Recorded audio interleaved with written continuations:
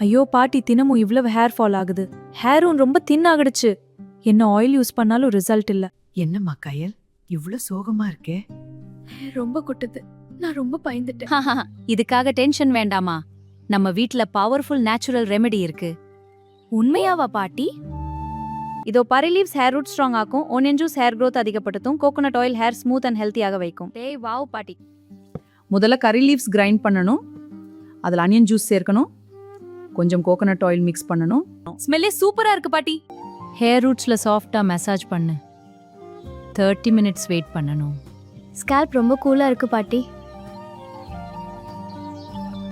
Wow பாட்டி, hair fall ரொம்ப குறைஞ்சிருக்கு. ஹேரும் சில்கியா க்ளோ ஆகுது.